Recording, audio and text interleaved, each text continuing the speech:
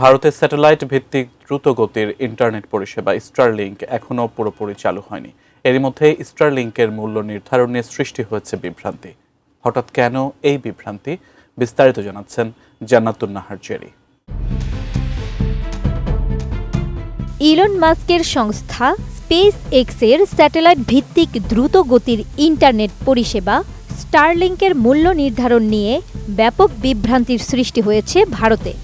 ৮ December সংস্থার স্থানীয় ওয়েবসাইটে কিছু ডাটা ফাঁস হওয়ায় ভারতীয় গ্রাহকদের জন্য পরিষেবা মূল্য প্রকাশিত হয়ে যায়।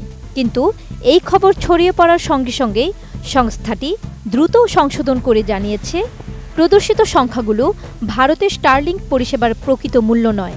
দিনের শুরুতে স্টারলিংকের ভারতীয় ওয়েবসাইটে গ্রাহকদের জন্য মাসিক পরিষেবা মূল্য ৮,৬০০ রুপি এবং হার্ডওয়্যার কিটের দাম ৩৪,০০০ রুপি দেখানো হয়েছিল। এছাড়া বাংলাদেশে প্রাথমিকভাবে স্টারলিংক দুটি প্যাকেজ নিয়ে ইন্টারনেট সেবা চালু করেছে। প্যাকেজ দুটি হল স্টারলিংক রেসিডেন্স এবং রেসিডেন্স লাইট। এর মধ্যে স্টারলিংক রেসিডেন্সিয়াল প্যাকেজের মাসিক খরচ ধরা হয়েছে ৬,০০০ টাকা। এর মধ্যে স্টারলিংক রেসিডেন্সিয়াল প্যাকেজের মাসিক খরচ ধরা হয়েছে ৬,০০০ টাকা এবং রেসিডেন্সিয়াল লাইট প্যাকেজের মাসিক খরচ ৪,২০০ টাকা। RICL TMX, যুগের পর যুগ স্থাপনা থাকে মজবুত। তবে উভয় প্যাকেজের জন্যই গ্রাহকদের ৪৭,০০০ টাকা এককালীন যন্ত্রপাতির খরচ বহন করতে হবে। এই প্যাকেজগুলোতে কোনো প্রকার স্পিড অথবা ডাটা ব্যবহারের সীমা থাকছে না। গ্রাহকেরা ৩০০ MBPS পর্যন্ত গতির আনলিমিটেড ডাটা ব্যবহার করতে পারছেন।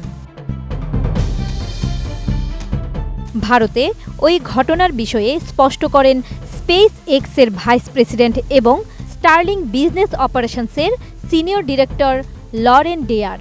লরেন ডেয়ার এক্স হ্যান্ডেলে একটি পোস্টে বলেন, স্টারলিংকের ভারতীয় ওয়েবসাইট এখনও চালু হয়নি, গ্রাহকদের জন্য পরিষেবা মূল্য এখনও ঘোষণা করা হয়নি এবং আমরা ভারত থেকে কোনো অর্ডার নিচ্ছি না।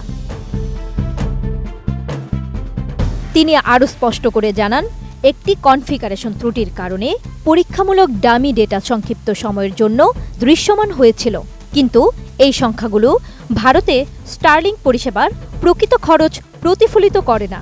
ত্রুটিটি দ্রুত ঠিক করা হয়েছে।